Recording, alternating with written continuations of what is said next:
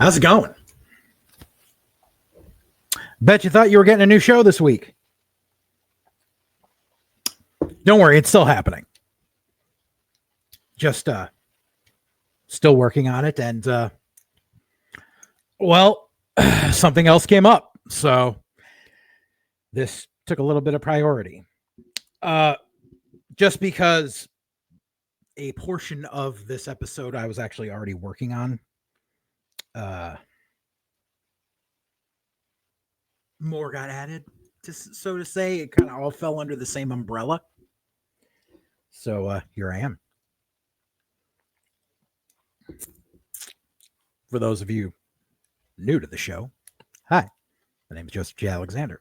I'm the producer here at the Full Circle Radio Network. Catharsis, this show that you're watching, is sort of a social commentary, personal vlog, if you will. Subjects range, but it's usually just a method of venting, and venting in a way of trying to inform people of certain things. I never claim to know everything. I don't know all the answers, but I do like to share what I do know. And those of you that have watched a few episodes know that I tend to get political at times. This will be one of those.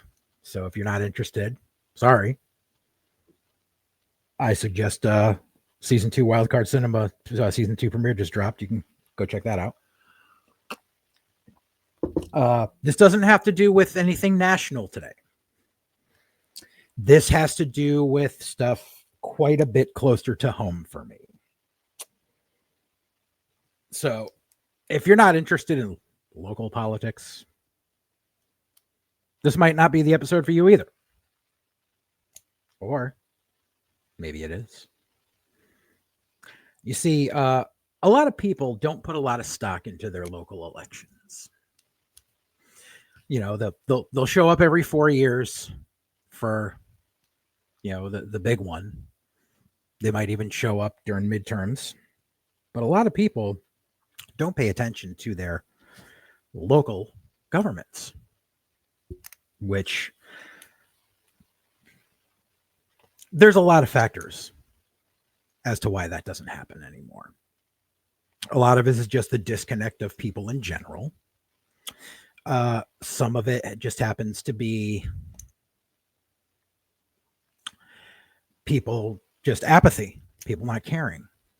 A lot of it coming from certain aspects of certain generations comes to, well, it doesn't matter because it's all the, both wings are the same bird and all that shit. And really, it's with an apathetic response like that, nothing's ever going to get done.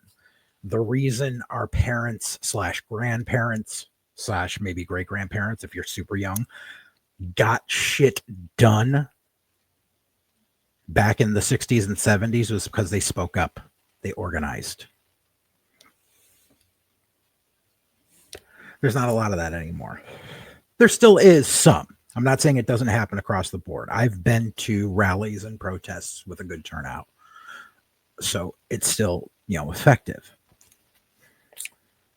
But I seem to be rambling a little bit. So I happen to live in the state of Connecticut. Now, a lot of people who don't live around here, they have a broad idea of what they think Connecticut is. Automatically, if you hear Connecticut and you don't live near here, a lot of people automatically think Greenwich, Fairfield. They think rich, white collar, uppity people. And that's really not the case.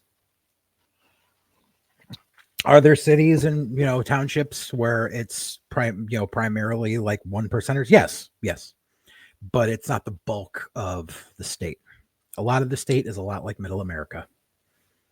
There's people who are affluent, yes, but a lot of people are middle class or below the middle class. There's a lot of people living along the poverty line. There's a lot of issues in a lot of towns, including the one I live in. Now, mind you, the city I live in right now, I grew up here. I've either lived in this city or adjacent to this city my entire life. Um, my father owned a business in this city. When I was 9, we bought a house. I moved to the city right next to it. That's where I went to middle school and high school. Um, that's where my parents' house was until it sold. After high school, I bounced back and forth, and I've worked in this city and surrounding cities. This is deeply ingrained in my roots. So I've always paid attention to what goes on here. I've done what I can, where I can, and when I can to help this city. Even back when I was barely scraping by, living in a little, rundown apartment on my own, the days I didn't work, I would go across the street and help out at the soup kitchen. It's just the kind of person that I was. I'm not looking for a pat on the back. It's just what I did. And there's been a homeless issue in this city for quite a few years. It's nothing new. A lot of people will tell you it's new. It's not. I used to go out for walks when I was younger, 25 years ago. I used to go out for walks at night, or I would just walk. I would walk the railroad tracks to get back and forth to my place of work or something like that, just because it was easier. It was an easy straight shot the way it ran. Because my apartment building was right next to the railroad tracks, so I would just follow that. And there were homeless people living along either the railroad tracks, or they would live down by the river, not in a van, just down by the river.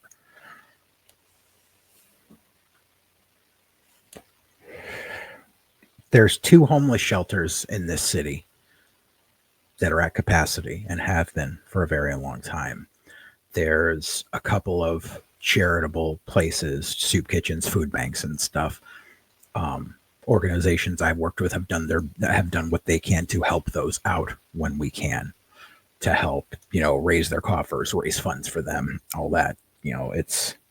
This city has been on a decline for a long time. But certain people in office will try to tell you that this city is thriving. They say this because they approve some land development deals to have some awful looking buildings plastered up in downtown, and City Hall got renovated, and they're trying to literally level forests and wetlands to build more condos in this city right now when it is not needed. You know why? Because a lot of residencies in this city, that rental properties, are empty, including this monstrosity that they're building downtown. They claim that, oh yeah, these apartments, when they're done, they'll be market price, which is the dumbest fucking term in the world. And there's already a wait list. No, there isn't. Because no one can afford to live in them. There are empty storefronts on every main drag. And I'm not talking 1 or 2. I'm talking strips of empty storefronts. There's 3 large plazas along the Route 6 corridor going through the city that, when I was growing up, they were there. One held a Caldor, one held a Bradley's, and one held a Mammoth Mart. That's how long ago it was. Now those hold a Market 32, a Stop and Shop, and a ShopRite, and various other things that go into there. But there's empty spots in those plazas. And that's not counting small storefronts. Like I said, my father owned a business here. Had to sell it back in 2001. No, sold it in 2000. The owners who bought it went out of business a year later in 2001. Couldn't survive.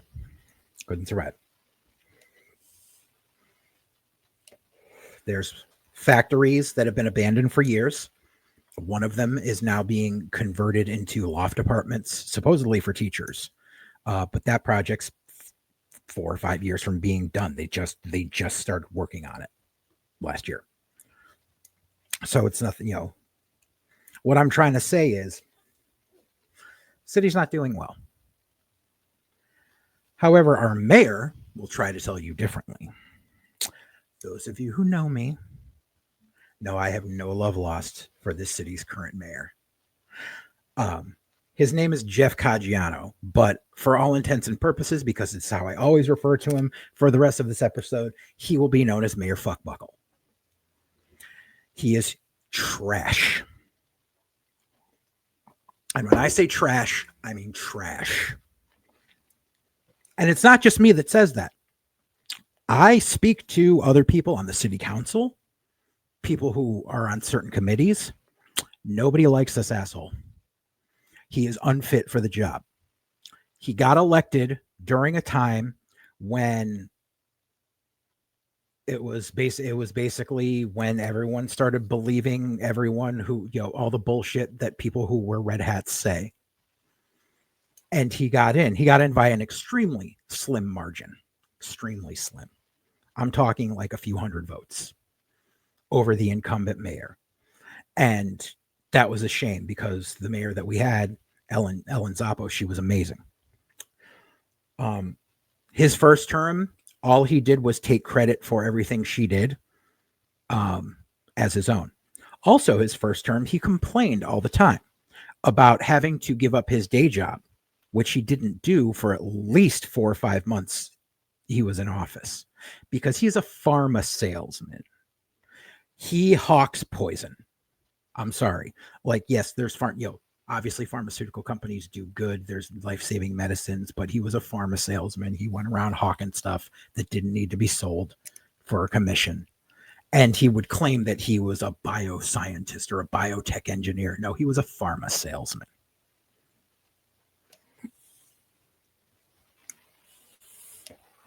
And he would complain about having to take a pay cut being the mayor.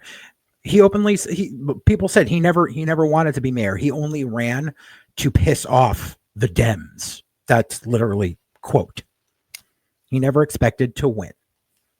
So then, if he never expected to win, why'd he keep the job? Well, you see, he's a narcissist. He loves the attention. The other nickname that he has in the city is Mayor Photo Op. He doesn't actually do anything, but he loves going and taking photos. He loves being able to post on the social media. Look, I'm shaking hands with this new business owner. There, see, this city is thriving. This is a new business opening. Except a lot of those businesses don't survive. There's literally one place where it was literally just because it was time for re-election. It was August. So 2 months before the last election cycle for him, which we're on the odd number year. So 2025, this is an election year. So it was 2023, August 2023. He took a photo op with this couple in front of this place for a restaurant that was supposed to open. And he did it because it was a black family and it was election time and he had to prove that he's not a racist. Trust me, I'm going to get to that. Big photo op, shaking hands. This is going to do wonders for this city. Fast forward, it's February 2025. That restaurant never opened. Meanwhile, across the street from that restaurant was a convenience store that was owned by a Muslim gentleman. Very nice guy. I was there on his opening day. I was very happy for him. He took a 7-Eleven that had boarded up and was empty for at least a year, took it, made it his own, opened it up. Community-driven person. He had been open for a year. At least, maybe. It had been quite a while. Maybe not a full year, but he had been open for quite a while. All of a sudden, on the comments of the photo of him shaking hands with the place across the street, they're like, there's a business owner across the street you haven't even acknowledged. Why? Because he's a Muslim. So Mayor Photo Op made sure to go over and take a photo with that guy after the election, months after the guy had been open and after he had already gotten reelected. Now you say, well, if he got reelected, then, that must mean the city wants him. No. You see, when he was reelected, unfortunately, and trust me, the person who ran against him was completely competent and was way more community driven. Just this city's Democratic Party doesn't know how to campaign. This is why I'm an independent. I can point out things on both sides. They lost because they don't know how to campaign and they don't know who to target. The candidate was perfectly capable and would have done great for the city, but they didn't go where they needed to, and he wasn't confrontational enough, so he didn't win. But once again, it was a small margin, and less than 25% of the registered voters in this city turned out for the election because it was an odd-numbered year. People don't think about it.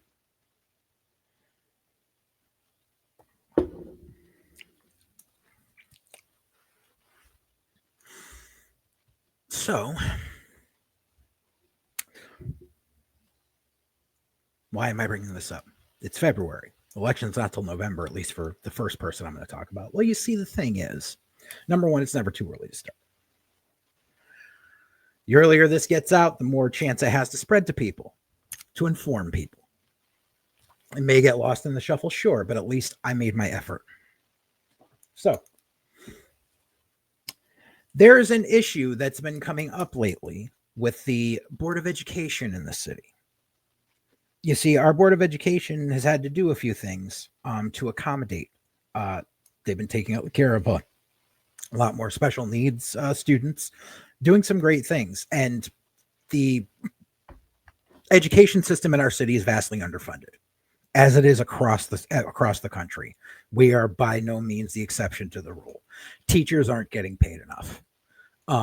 Student, class sizes are too big. It's, faculties are getting worn thin. Schools are more concerned with sports than they are academics. The arts have been going away, yada, yada. It's like I said, it's happening all over. But this mayor would like to have you believe that, oh, no, it's the Board of Ed's fault. So a couple weeks ago, which is when I was originally going to do this episode, but I decided to wait, and it's a good thing I did. A couple weeks ago, I got a moderation alert. I moderate one of our city's Facebook groups. I didn't start it. The guy that did made me a moderator and has since passed away. So I ended up just taking the reins. That's what I do. And I like to keep that group nice and tidy.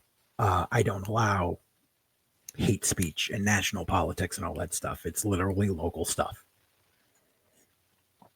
So someone tried sharing a video. Number one, I already have a rule that says no video posts, just because a lot of bot spammers do it. And all the posts I have are moderated. I make sure of that, which is why I got the alert. And it was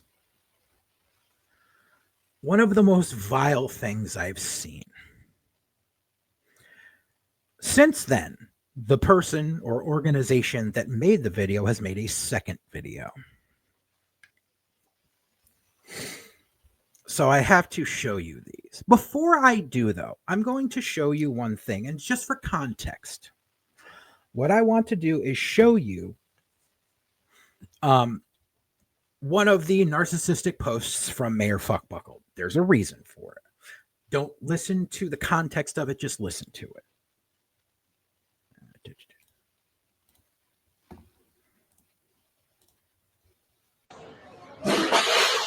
Burgermeister Jeff here for today. Anyway, I'm at the German Fest at Emmanuel Lutheran Church off of West Street.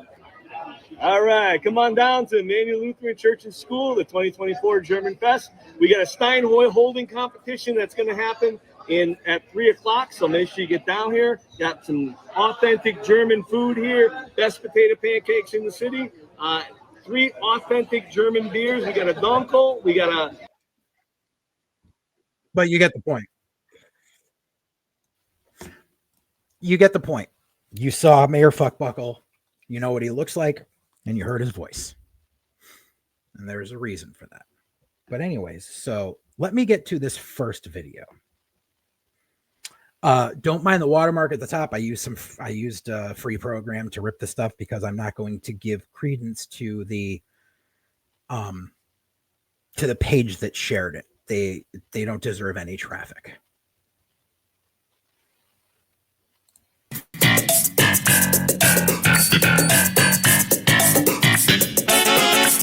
Shit. I don't know what to do. Dr. Carbone just retired. I know she didn't like us, but now I don't know what to do. Mind you, this is all shitty AI used with pictures that were taken off of these actual people's social media. She was the only one who knew how to really do a school budget and get grants. Yeah, that's bad. What's worse is I just screwed up. When doing this year's budget, I made over a $3 million error. Now what? How are we even going to fix that? Let me try to figure this out. I have a sit down with the boss today. Maybe she'll have some insights on how to fix this and what we should do.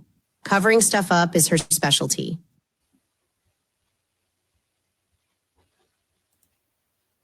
Thank you for meeting with me today, Your Highness. So how do we handle this? What is your advice? Now, mind you, the picture behind them is supposed to be New Cambridge Brewing here in Bristol. It's a brewery that openly supports the Democratic Party and not the Republicans. Just appoint anyone. It doesn't really matter who, then just name them acting superintendent. You'll never really have to appoint a real one. Remember, I went years without appointing a fire chief, so who cares? As far as the budget error goes, just push it out till next year. No one will remember. Thank you, Your Majesty. You're always so wise.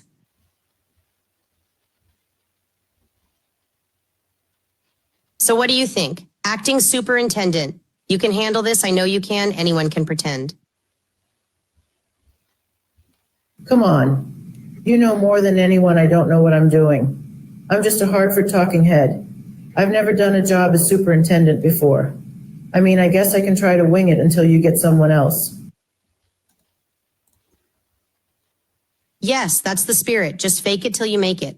I know you got this. Besides, you have me and nobody messes with me. I'm perfect.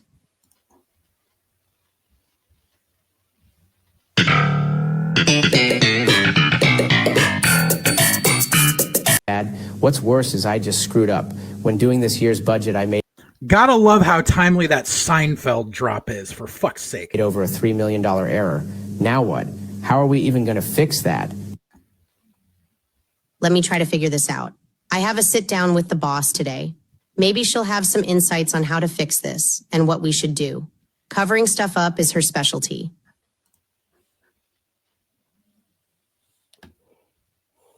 Thank you for meeting with me today, Your Highness. So how do we handle this? What is For some reason, it jumped. I apologize. Let me get back to where it was.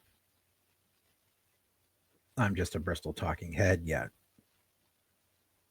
Sorry.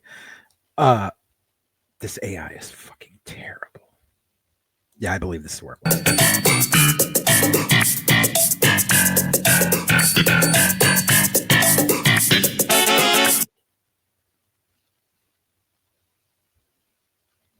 Fuck! Now we're like $4 to $11 million over budget. And what they're trying to imply here is that the previous superintendent was cooking the books and that they're embezzling money. Between the last year's budget error and the increase in special needs children and their transportation, we're screwed. Now we really look stupid, and the acting superintendent is no help. Our board chair is no help either. She's got an ego and chasing good educators away. To whom it may concern, blah, blah. I provided a letter to resign to the acting superintendent, blah, blah. I believe the actions of the board chair borders on harassment, blah, blah. I believe the Board of Ed has become too political, respectively, deputy superintendent. What the hell are they talking about?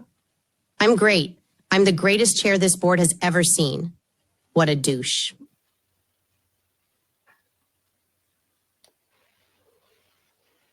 Okay, everyone, we are going to have to meet with the mayor and potentially the city council on our new budget.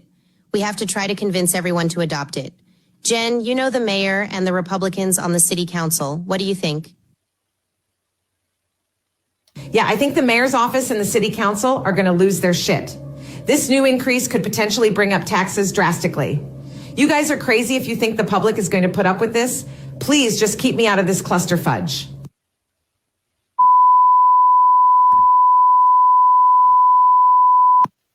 Ugh. That stiff bearded clown doesn't get to decide. He has to accept or else he looks like he doesn't support our children. Ah! When doing this year's budget, I God made over damn a it. $3 million. What we should do. Covering. Sorry about that. So fucking mature.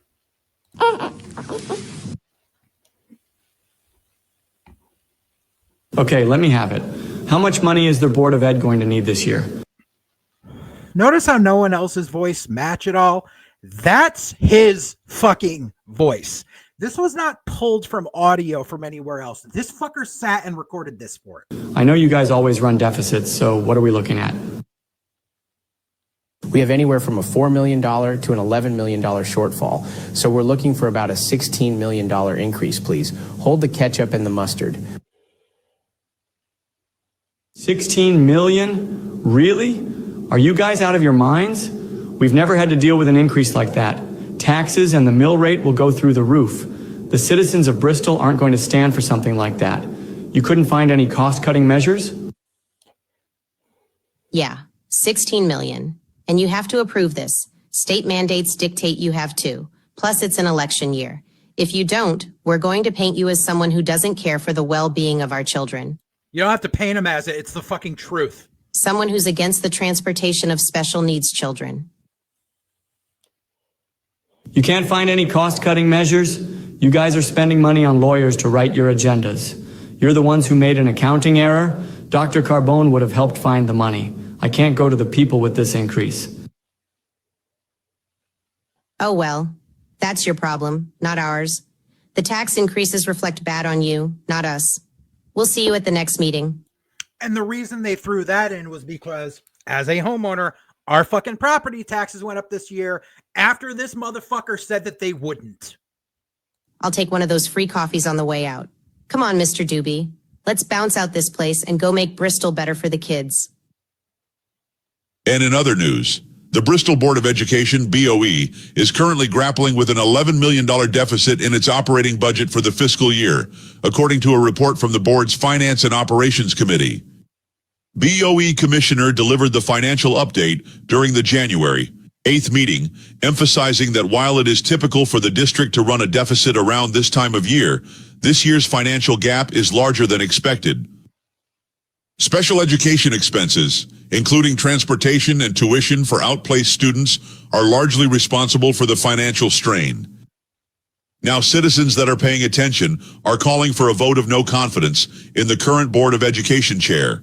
This is due to mishandling of the budget. Nobody is calling for a vote of no confidence. So that was the first video. Then, just recently, this came up.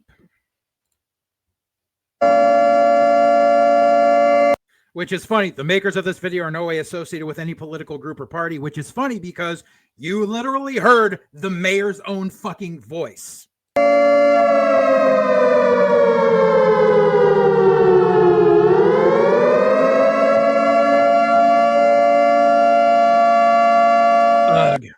On the last episode of the Bristol BOE. Really? Are you guys out of your minds? There's his voice again. We've never had to deal with an increase like that. Taxes and the mill rate will go through the roof.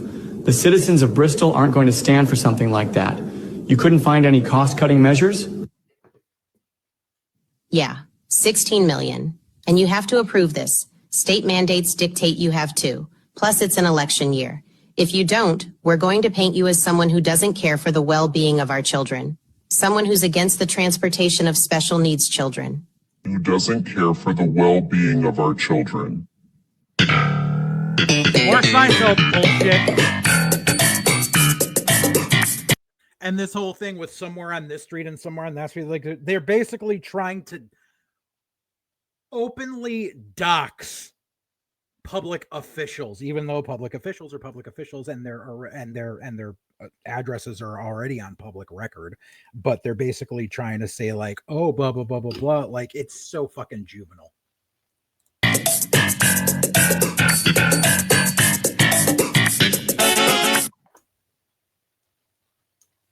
Holy shit. What? What's the matter? I just got our mortgage statement in the mail. It says last month's payment was $2,100. This month's statement, $12,500, with $10,400 going into escrow. See, that this is complete bullshit. like I said, I'm a property owner and our property tax already went up. Now, did it go up substantially? No, but it went up. What the hell is that? Escrow is saved for city taxes. Holy shit is right. City taxes went up that much? We can't afford that. How is that possible? That's what the mayor was talking about. I seen him working at Subway the other day, and I was shocked. I didn't want to believe it. The mayor was working at Subway?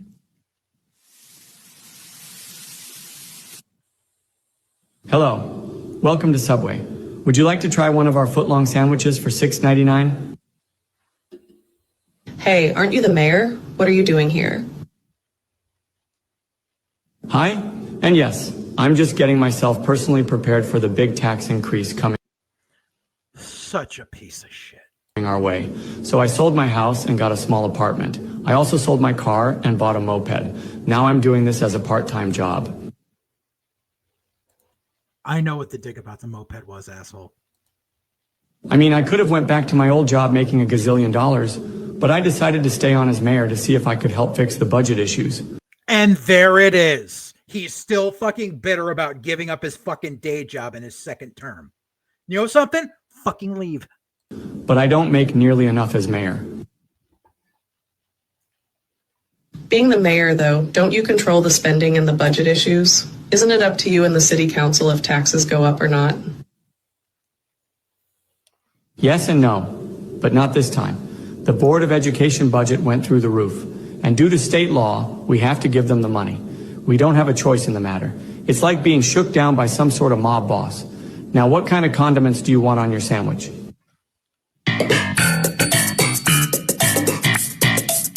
Somewhere on Stafford Ave. Yeah, I know exactly where that is, asshole.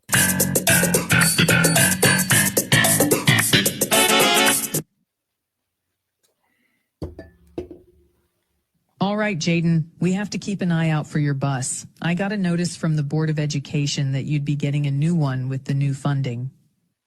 Every day I get in the queue to get on the bus that takes me to you.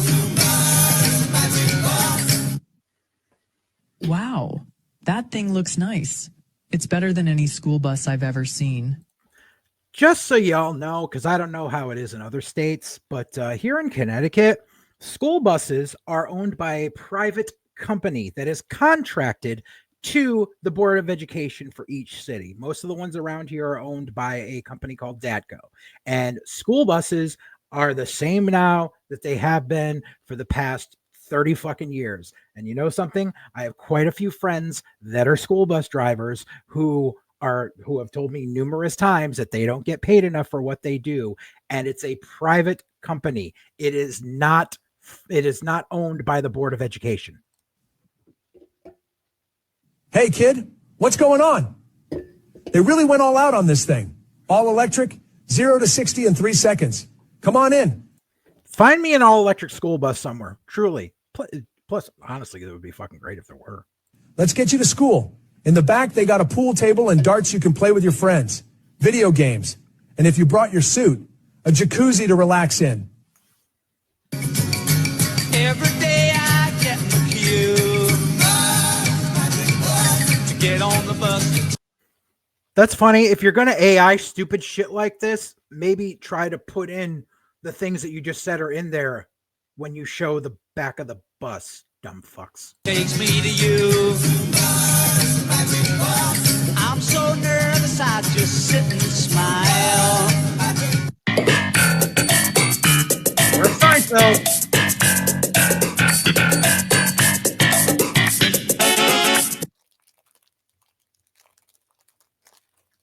Yo, I can't believe we all got evicted from our house.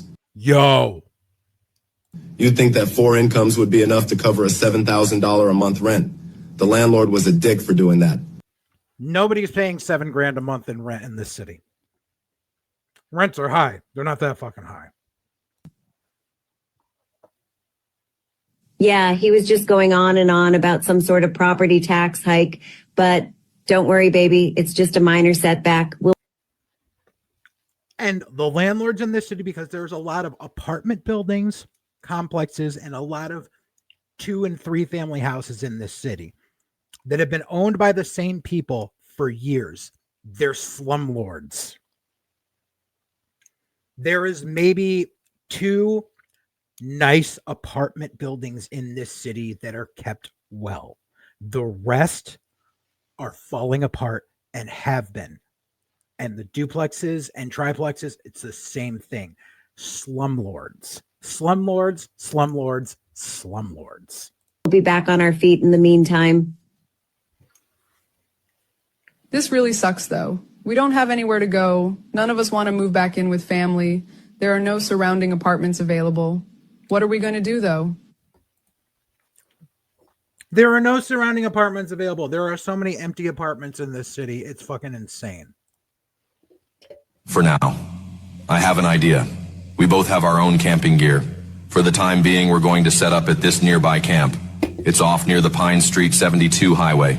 It's only for a short period of time. Now, what they're referring to here is there's a space called Pine Lake. There is a campground. It's not even a campground. It's basically like a preserve that had just been redone. The reason it was redone is because there were funds allocated that our fucking mayor voted against originally. But sure enough, he was there when it was fucking reopened to fucking do the photo op, trying to take credit for it.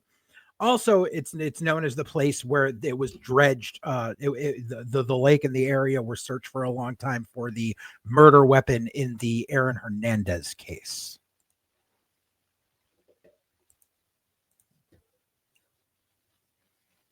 All right, let's do this. It will only be until one of the Berlin Turnpike hotels have a vacancy. For those of you unfamiliar, the Berlin Turnpike is a stretch of highway that runs basically through a lot of Hartford County, and there's a lot of hourly rate motels on it because back in the day there used to be a lot of need for them.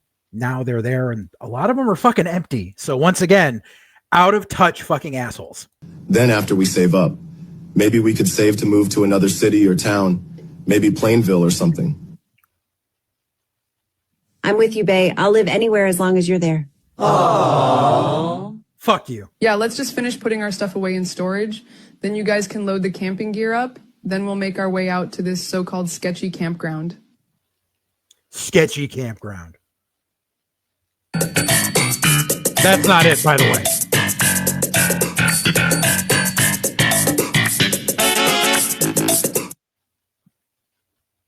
Wow, there is a lot of people here.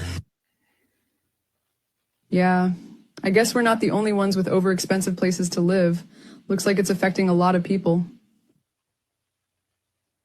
They're all looking at us weird. I feel totally out of place. Wait, you guys are new? You're not going to come in here just like that. You're going to have to talk to the camp governor first. He runs the place, and you're going to have to work things out with him in order to stay. ¿Con quién crees que estás tratando? Trae al hombre aquí. We got no problems with that. He'll understand when we talk to him. ¿Por qué? Porque somos gente buena. So fucking ridiculous. Okay, let me go get him. You guys look like you can do work. He might like you. Skull, come here. We have new people. They need orientation. Oh, yeah. Wow. Hot diggity dog. Welcome to the Pine Street homeless encampment. Oh boy, a Negan reference. Bitches, I'm your governor, Skull McCracken. You want a spot? You're going to have to pony up first. You see, we require taxes to live here too. I'll take it easy on you today. We'll start with your shoes. I'm going to need them. Then tomorrow, you're going to have to bring me back some stuff. Oh yeah, I feel good. I got a good feeling about you guys. If you prove yourselves, this could be a great friendship. Oh man, Kyle, I need to use the bathroom. Where's a place I can go here? It's the woods. Don't you worry there, little sweetheart. We come equipped with our own bathrooms. Hurry up, though. You guys got a long day ahead. So how will the citizens of Bristol hold up? How will they get by to manage the property tax increase? Will anyone be able to stop the madness? Stay tuned for the next episode of the Bristol BOE. I don't like it either, Titus. Dude, it's okay. Mailman. So yeah, so this is the bullshit propaganda that's getting spread through local town Facebook groups right now. And trust me, when I say it's bullshit, I mean it's bullshit. Yeah. Hold on, let me free up some space here. You see, and this is the problem, is people will just believe what they see without looking into it. Now, you see, the thing is, that's why there's people like me who want to actually inform some people of things. So what I would like to do, first off, is bring up, let's see here. I believe this is it. Nope. There it is. Okay. What I'm going to do is bring up an article that was written for the local publication by a young gentleman who I've spoken to on a few occasions, who used to be a member of the Bristol Republican Town Party and as such left because of the fuckery by people like Mayor Fuckbuckle. So I would like to bring this up because it sheds a lot of light on this current situation.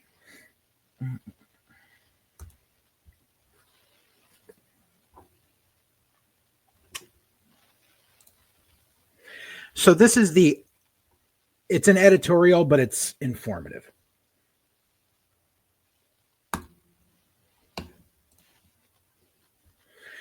So for those of you who can see, I'll read it, but it basically says rising special education costs strain Bristol Public Schools budget amid national trends.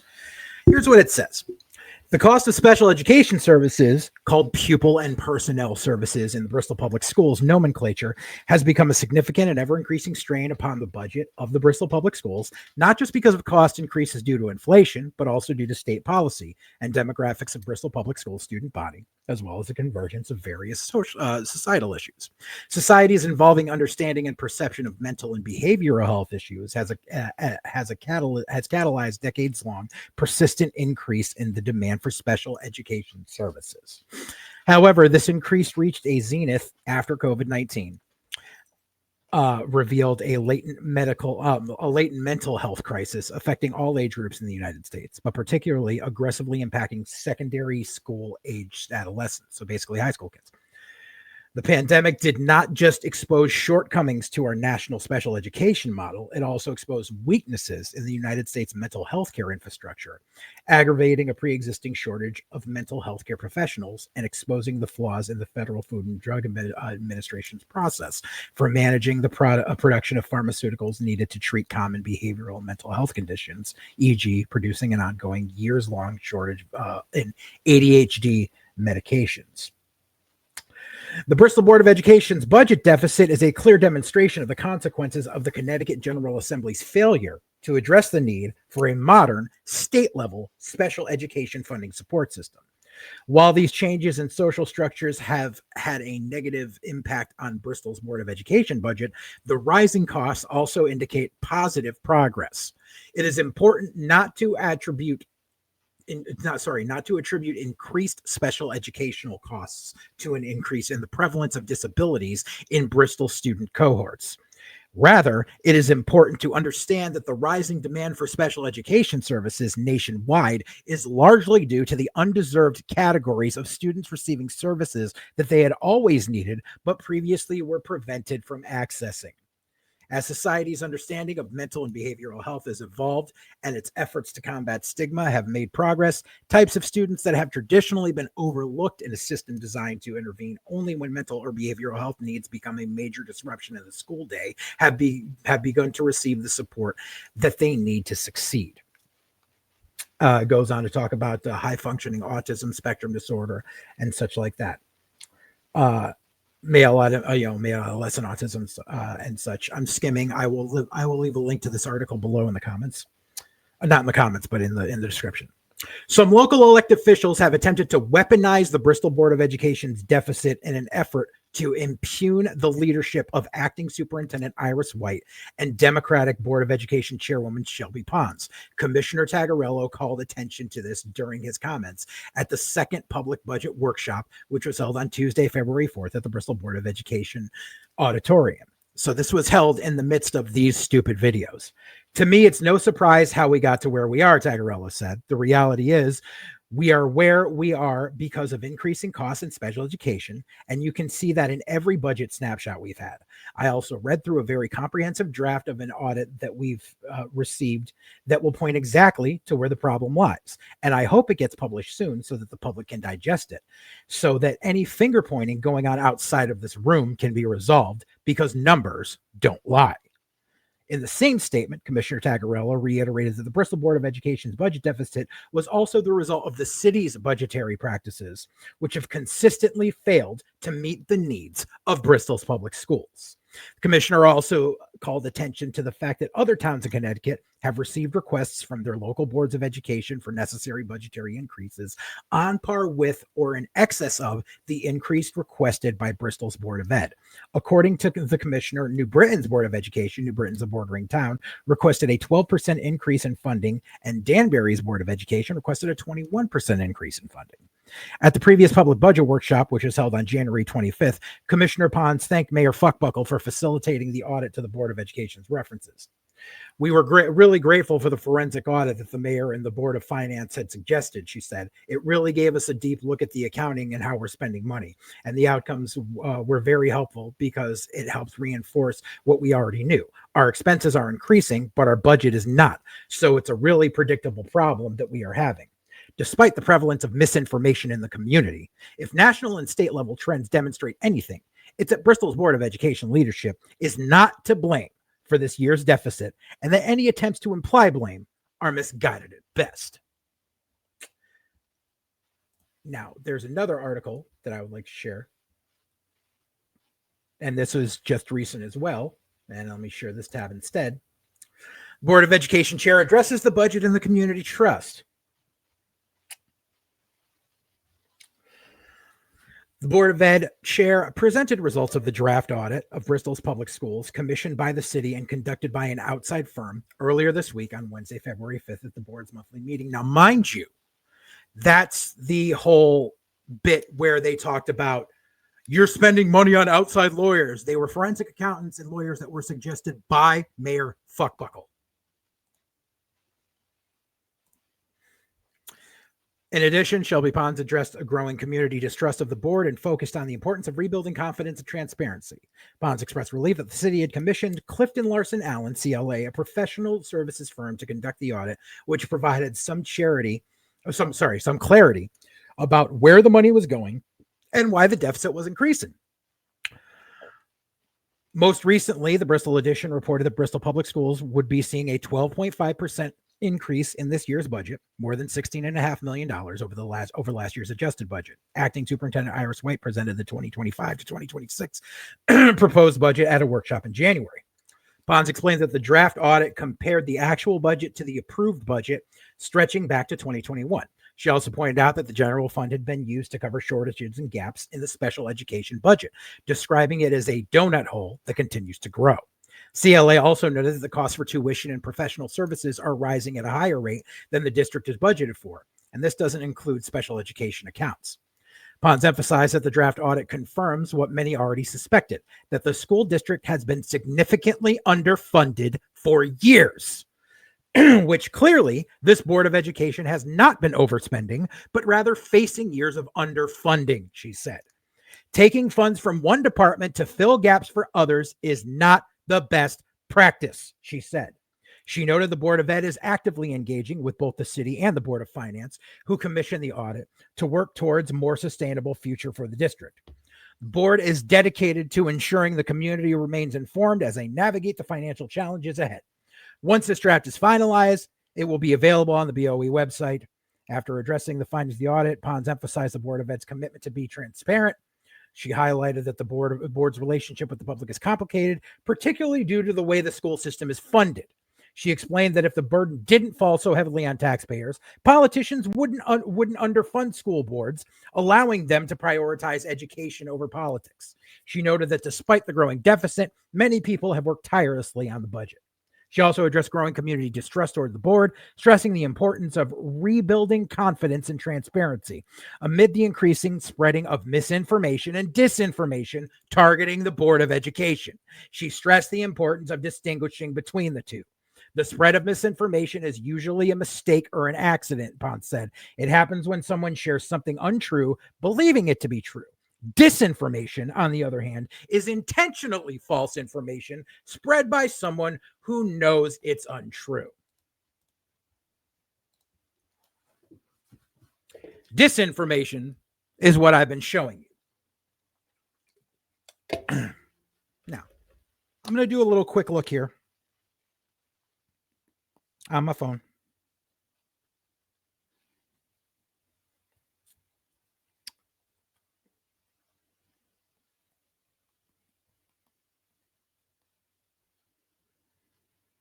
So the current population of Bristol is about 61,000 people.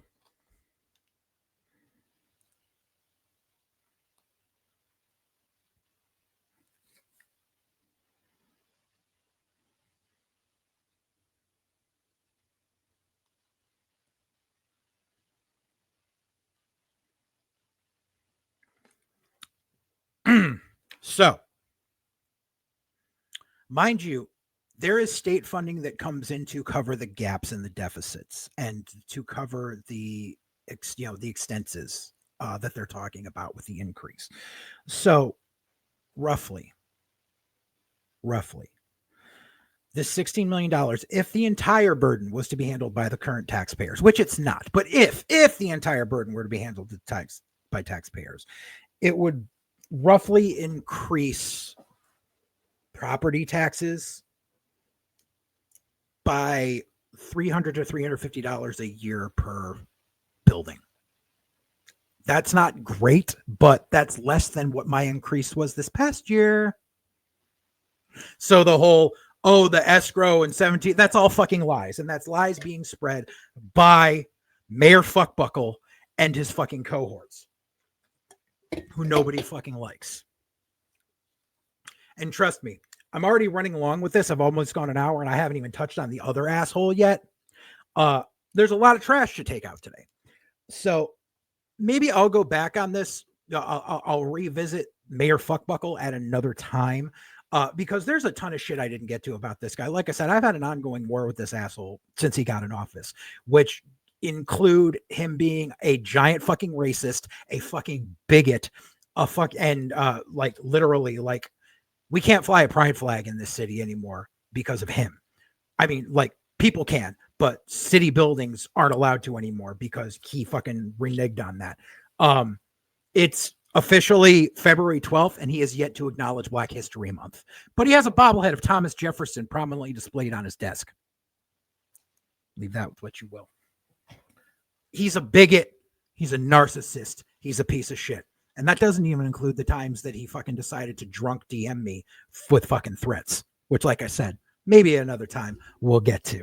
But I've got to get to the other person today. So there's another person who's part of the Bristol Republican Party who came to my attention yesterday. Like I said, there's a second part to this. So yeah, there's a second person that came to my attention, and that is Representative of the 78th District, Joe Hasha. I believe Hasha or Haja. It's Hoxha. So I believe it's Hasha. He's Albanian. And I don't mean, I'm not mocking his background. What I mean is his parents moved here from Albania when he was a child. He is not born in America. He's an immigrant.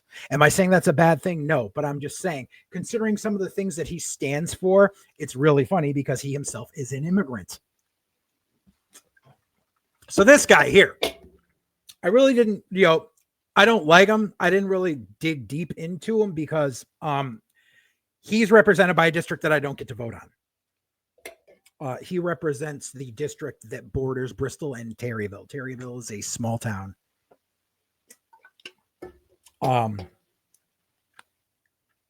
Still quite rural in parts. There's a lot. Terryville's the punchline of a lot of jokes in Connecticut. And I have friends who live in Terryville. It's, not everyone who lives in Terryville is bad. Unfortunately, a lot of people in Terryville don't have a lot of education. They're educated, like our Board of Ed's underfunded. Their education is a lot worse. And that's no fault of some of the people that live there. But Terryville's also full of a lot of prejudiced people. So it doesn't surprise me that this asshole got into office when he did. He's currently 32 years old, so he's younger than me. So all I have to say right now for Joe is listen up when grown folk talking, motherfucker. So what happened was someone I know decided to let me in on something that happened. Now, mind you, this man is an elected representative in the Connecticut State House of Representatives. And this motherfucker goes and shares shit like this on his social media. Halftime show was so mid, but at least it wasn't fat, naked drag queens giving birth. This is the kind of trash that got elected.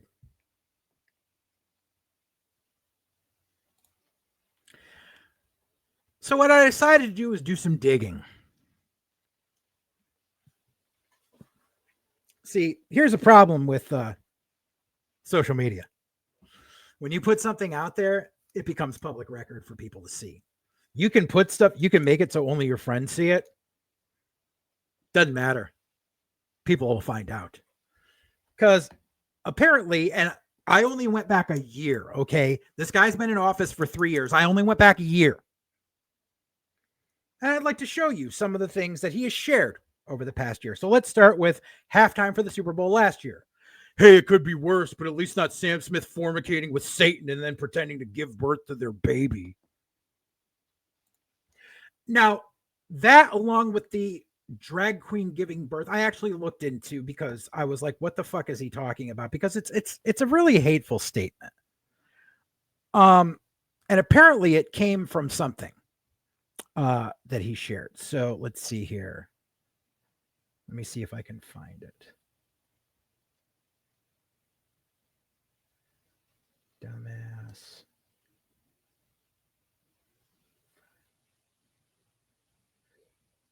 I apologize.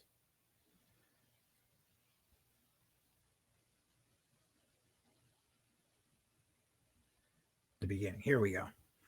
So this is a post he shared sometime January of last year. I don't know what's worse than this human waste or the people in the restaurant having the time of their lives watching this disgusting, horrific, evil, demonic display. So the video here, and I used the same capture to, was shared by the Daily Caller, which you all know is a extremely racist right-wing rag. And obviously this video has been edited. They've slowed down the music and they've made it seem that, but basically this was taken from a drag show. So the people that were there paid to be there. It was probably like a drag brunch or something like that. And there was a show going on. And this is the video that he shared.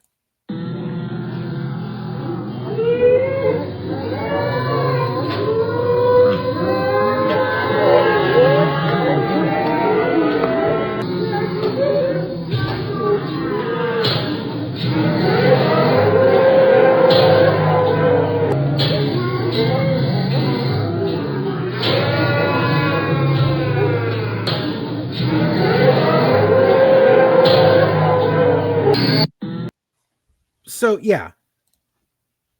So, okay. So it was looked like a drag shotgun wedding or whatever. The people paid to be there. The people were tipping her. The people were smiling. They were enjoying themselves. If drag shows aren't your cup of tea, that's fine. But to call people trash and demonic and all that shit, no, sorry. Like, no. Drag shows are fun. If you've never been to one, I highly suggest it. They're entertaining as fuck. Like, seriously. They're fun as shit. But yeah, so that's where he gets his thing from. So like I said, so I decided to go down the rabbit hole and I decided to see what else this jackass has shared. So let's see here. Let's give some of these greatest hits. So here's one. Racist leftists at it again, sharing a Fox News article about the American Society of Magical Negroes trailer. Now, if you watch Wildcard Cinema and you watch the supplemental, you know that me and Greg both watched the American Society for Magical Negroes. It was a rom-com, and it was actually kind of fun. Greg thought it was just kind of run of the mill. I enjoyed it.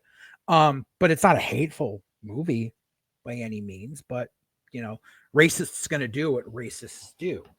Speaking of racists, he shared this February of last year. Claudine Gay was hired for the color of her skin and fired for the content of her character.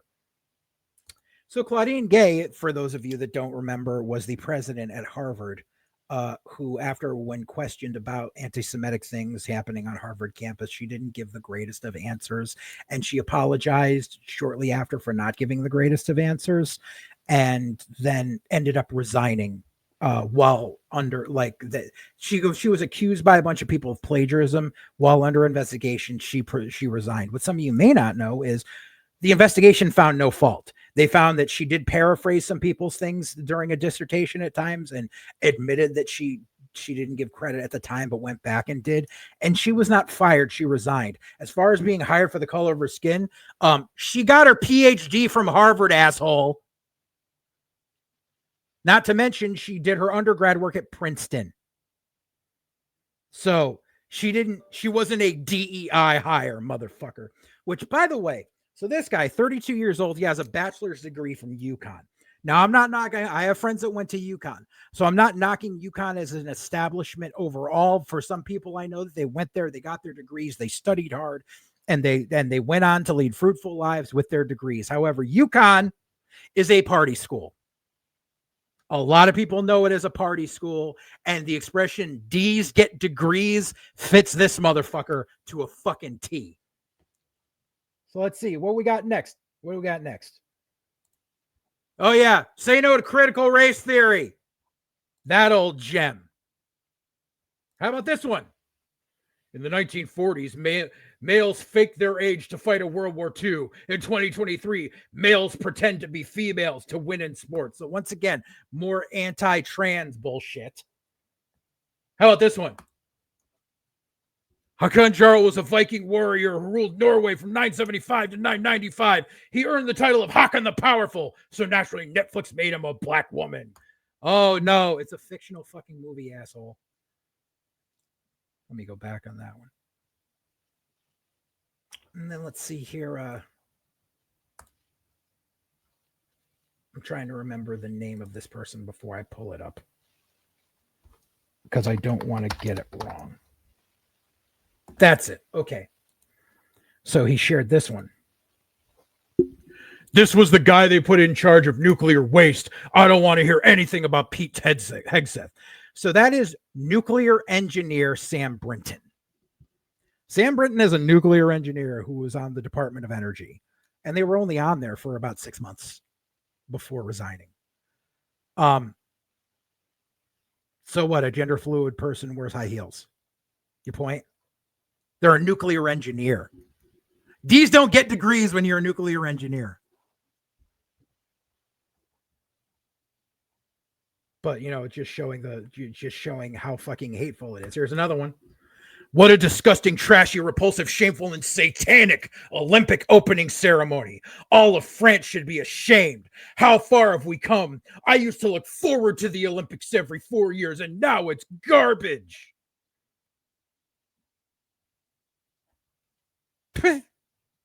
Of course, referring to the Summer Olympics when they had there were drag queens on a float. Oh no.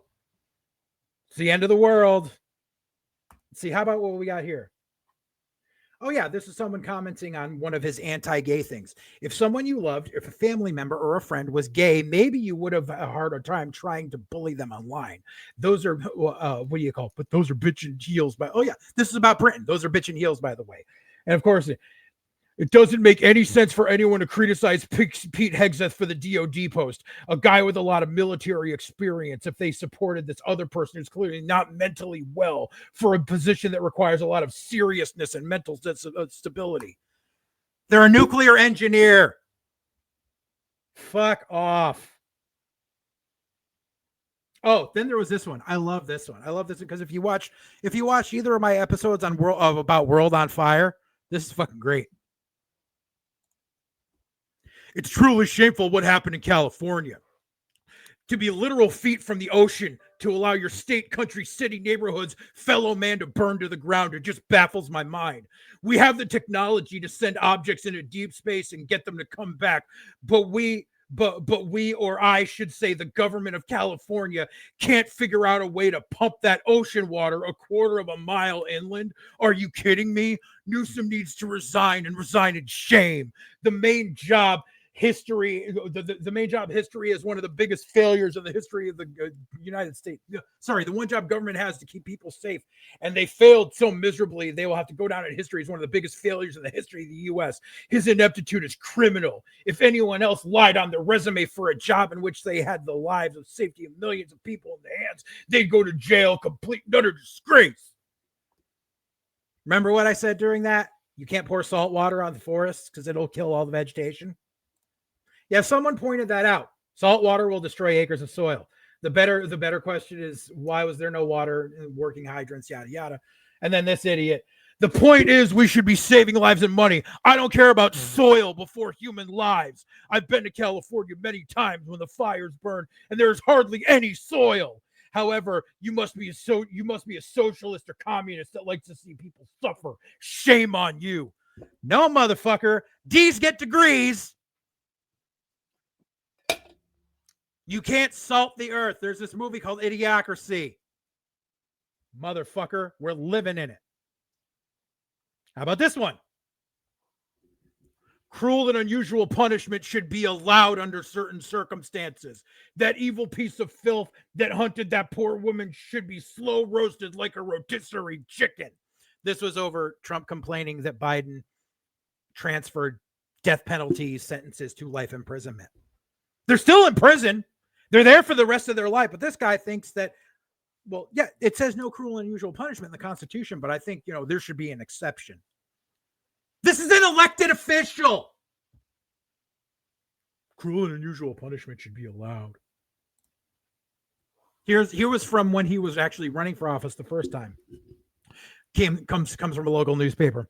Joe stands against critical race theory and gender identity politics in schools. He wants to significantly curb government spending by cutting social welfare programs for those who abuse the system. He wants to make sure that the taxpayers also have a voice in the next state employee contract negotiations. He wants to restore qualified immunity and bring criminals to justice. Once again, he's a fucking bigot. That's all he is a fucking bigot. A giant fucking bigot. A fat bigot at that. Remember, fat drag queens. Hey, bro, put down the cheeseburger. Here's one that I really love. Here's what I love. Well, first off, here's him palling around with Michael Flynn. Enough said. Here's another one. But there's a reason I bring it up. So there's him and another rep with Rudy Giuliani. You see underneath there's a caption. That's because I pulled this from a news article. Why? This motherfucker and his friend randomly ran into Rudy Giuliani at the Darien Rest Station here in Connecticut on their way back from JFK Airport. So it was a random encounter. Okay, fine. Random encounter. You want to take a picture? You want to put it on your social media? Fine. This motherfucker contacted news outlets and demanded a story be written about it. Only one tiny little publication was like, okay, it's a slow news day, and put it up. Literally, the whole article was, yeah, we ran into him, blah, blah. It's like, that's an anecdote you tell someone. That's not news station worthy, asshole. Especially in 2023 when this happened, when Rudy Giuliani was already fucking under federal indictment. The dude's a giant piece of shit. And he preys on the lack of education of his district. I had people telling me no one will ever be able to oppose him because of this, that, and the other thing. That's always a red district. There's no such thing as a red district, fucker. It's a matter of being able to get to the people. And when people like that who tell me there's no means in getting to him, you've already given up. You've already fucking given up. And that's why these assholes keep winning. When you're throwing in the towel before the fight even starts, that's why. You've got to actually do something about it, which is why I'm doing this. I'm bringing to light the bullshit that these people are doing. Taking AI and making these awful things, spreading disinformation. These fucking goons right here. 2 peas in a fucking pod. These 2 fucking goons. But hey, you know something? Turnabout's fair play. Especially because that page that I pulled those videos from, the current post on there is an AI-generated picture of a topless She-Hulk. Saying, AI is the greatest thing. I asked to do this and it did it. And they posted that. So, of course, that was reported for nudity. But these people want to brag about using AI and then claim that, oh, it's all in good fun. It's all in good fun. Wait for it. There's one other thing I want to talk about with this idiot. And that's him standing behind this bullshit that Connecticut is trying to force people to get electric cars. Don't believe me? Where are you? Today, I joined my colleagues in the House and the Senate as we highlighted the problems with HB 5485, which makes the clear intent of majority Democrats and the governor is to renew a push for their unpopular plans to ban the sales of new gas-powered vehicles. Unfortunately, EV mandate proponents in our legislature won't accept the obvious that the people of Connecticut do not want to be forced to buy electric vehicles. The majority describe them as a roadmap, but it ends in one place, with Connecticut following California's radical emission standards. The bill is due for a public hearing tomorrow before the Transportation Committee, and I know there will be pushback. There will be pushback. So you see, when a bill goes to the House, it's a matter of public record. So of course I can look it up. Here it is. This is the bill, and I know it's kind of hard for you to see, so I'm going to read to you what the gist of this bill is.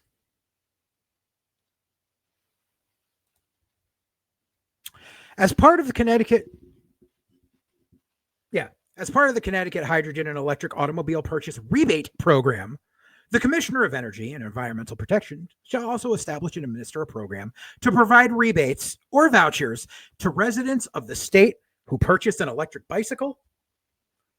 Environmental Protection shall establish and administer a program to provide rebates or vouchers to residents, municipalities, businesses, and nonprofit organizations and tribal entities located in the state when such residents, municipalities, etc., purchase or lease a new or used battery electric vehicle, plug-in hybrid vehicle, hybrid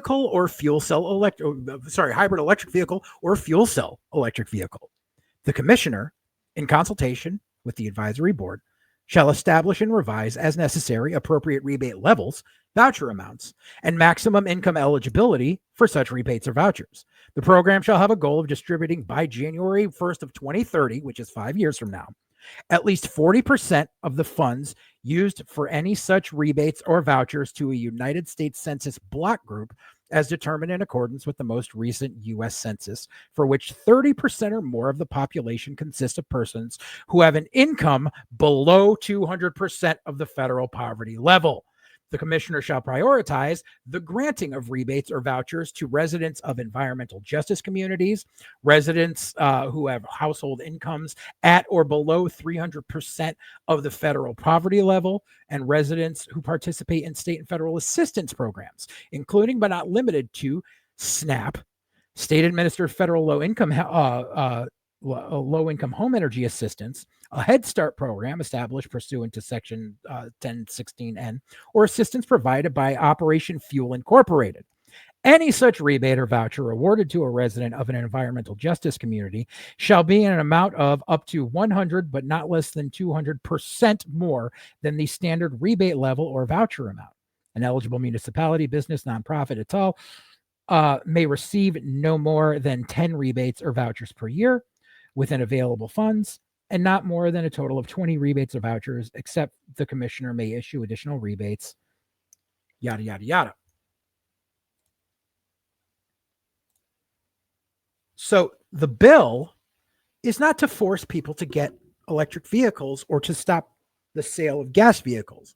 The bill is to incentivize electric cars and bikes and hybrid cars over the course of the next 5 years, and to distribute funds allocated to help people who have lower incomes purchase these vehicles. That's all it is. That's all it is. But this fucker will be out here. And there was another jackass who was in my district running saying, I'm going to stop Connecticut from forcing you to get an electric vehicle. That's not what they were fucking doing. It was to get people to get a discount on buying a new vehicle, because let's face it, people want hybrids and EVs for one reason above all. A lot of people will say, yeah, it's to save the environment, but the one reason above all is gas mileage. And yeah, it's to save money on gas, especially with prices the way they are. But this asshole is trying to manipulate people into thinking that it's something else. The bill is on the floor right now. It didn't get vetoed right away. It hasn't been voted on yet. I'm tracking the bill as it happens. I will leave a link to the bill down below as well.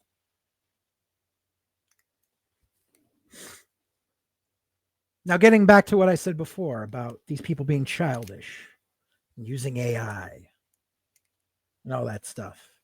And they want to be so fucking hateful. They want to be so hateful. Well, turnabout's fair play. So, hey, Rapasha,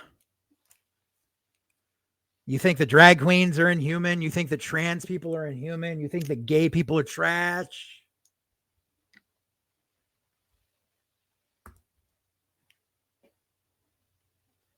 Fuck around and find out, bitch.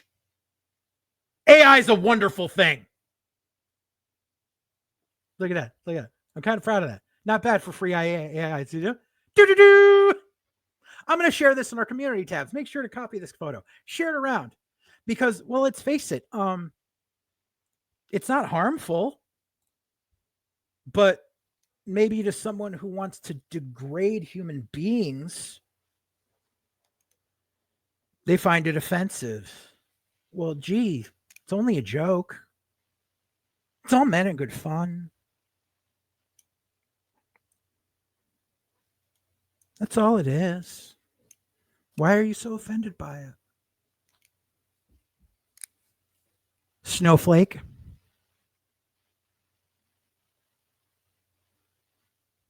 Doesn't feel so good, does it?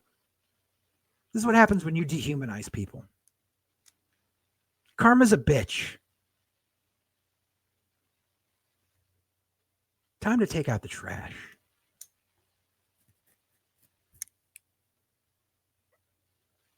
Now does the title of this make sense? I mean, if it didn't already, but yeah. It's time to take out the trash. I think it's garbage day. Wait a second. I think I just said the magic words. Garbage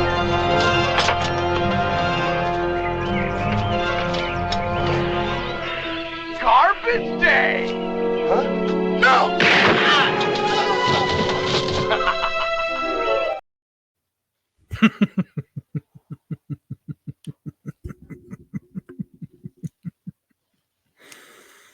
It also reminds me of some song lyrics. There's a little band came from Bristol named Little Hands. They had a song called Junk Night. Maybe I'll put that on the channel too.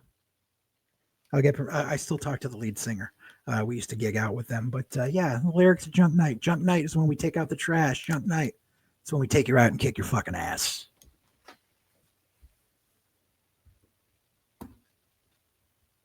Karma's a bitch.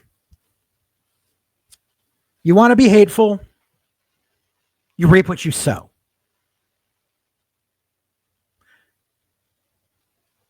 Pay attention to your local elections. Make sure trash like this don't stay in office.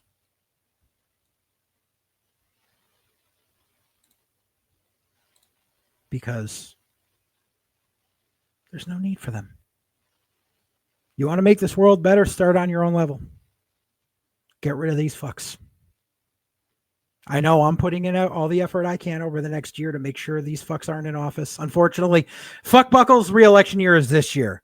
For Drag Queen Joe, it's not until next year. So I gotta wait.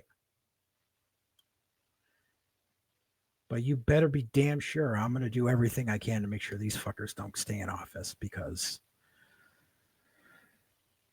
we deserve better. And I know if I'm dealing with this shit in my town, I guarantee there's some of you out there in your towns that are dealing with the same thing. So take a look at what's going on. Say, does my town deserve better? Are there better people suited for this job? Are there nicer people? Are there people who don't dehumanize others? Maybe we need them in office. And that has been my catharsis for today, ladies and gentlemen. Please like and share, especially if you're local to my area. Please share this. Please make sure everyone can see it. Stop the spread of disinformation.